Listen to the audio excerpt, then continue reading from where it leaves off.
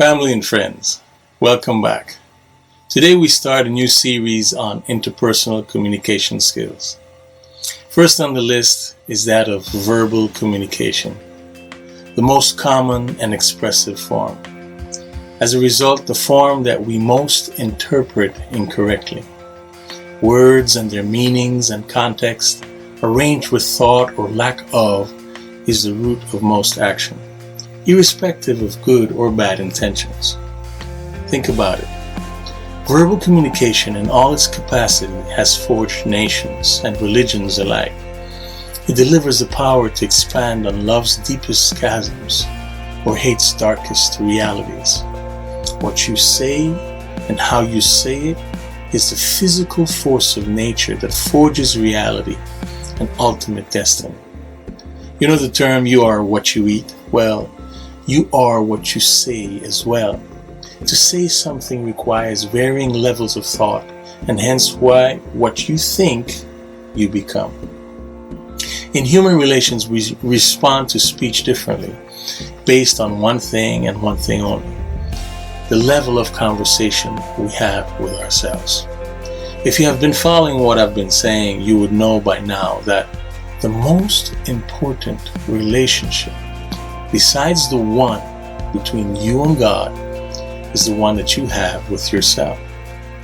Never mind the fact that we may not vocalize our thoughts every single chance we get, but there is a plethora of dialogue happening between your conscience and your physical body. It is a beautiful aspect of thought.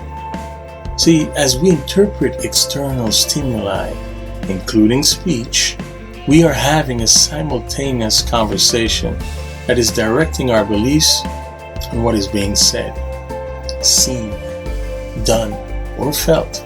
So here's the question of the day. How can we begin to have a fruitful conversation with anyone else if we are unable to clearly and, most importantly, decisively have a conversation with ourselves first? In other words, how can you entertain the wants and needs of others if you are unclear or unsure of yours? Knowing who you are is the single most important aspect of communication, period. There needs to be an accepted belief of who you are prior to any communication, and that belief has to be had by you, about you, and for you. Doubt and insecure thoughts lead to broken and incomplete communication. Well, Coach AB, how does one restore communication with oneself? How does one who has lost belief in who they are restore that belief? Well, to that I actually have an answer to discover. It is the unbreakable, deepest truth to self-awareness. I call it the God singularity. It's the concept of simplicity, of which nothing is more practical and all-encompassing than the faith and ultimate trust we put in God. You know that I am a proponent to the logical idea that you always have only two choices in life, and that's either yes or no. When it comes to God and His existence, the choice is no different. Which choice answers everything else? Which choice is more simple, more practical, more logical? Most importantly, which choice truly frees you from insecurities and doubt? Stop. Think it through now. Which allows you to be truly empowered and which allows you to lose hope? The key, family and friends, to restoring what your possibilities may be in regards to communication is to simplify your life. Hit the reset button, figuratively, and reignite that fire blazing in your heart by going back to that source of the fire. Reestablish who you are. Reestablish why you are here. Reestablish your purpose, period. The God singularity means to reconnect with God. Everything we say or do comes back to the singular reality. The beginning and the end. And boom, there in the midst of it all, you discover yourself. And eventually, your voice. Now you always know what to say. The challenge now becomes how to say it. A finesse only time and practice will allow you to master. However, there are some simple basic rules that can guide the novice communicator in any capacity. Number 1, think before you speak. Now I know what you're saying, Coach AB, everyone knows that. As true as it may be, not everyone practices this simple rule. So in practicing this in the beginning, take a deep breath and count to 5 mentally before you process the following simple rules. Number 2, consider why. What's the purpose? Why answer? Why dispute? Why argue? Why comment? In having this small question and answer session with yourself, you can steer a more efficient approach to communicating. Number 3, aim to resolve and conclude. There should always be a goal in communicating. For example, when telling a joke, the goal is to have your audience laugh. Getting a point across just to have it said is not as powerful as having it understood.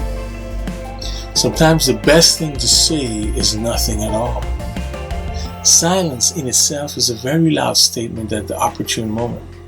Being able to recognize these moments are what will be crucial to effective verbal communication.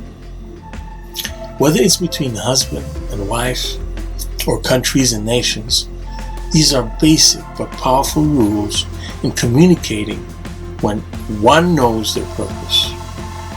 Number 4, delivery. Delivery is another crucial aspect of verbal communication.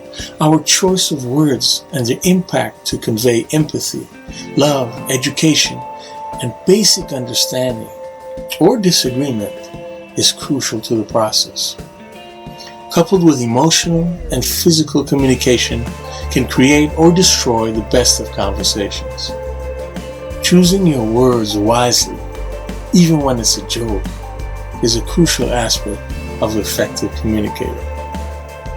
With that said, family and friends, it is clear the consequences of action are to be had with what you say and how you say it. It is the primary reason for having an education, in the hopes and aspirations of being as talented and efficient with how you communicate as you may be in any other aspect of life.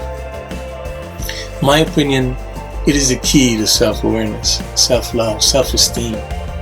It is how reputations are built, good or bad. Stay tuned for my next episode on the series, Non-Verbal Communication, as we delve into the power of emotions and their interpretations. Until then, as always, family and friends, may you have a meaningful and purposeful week. God bless.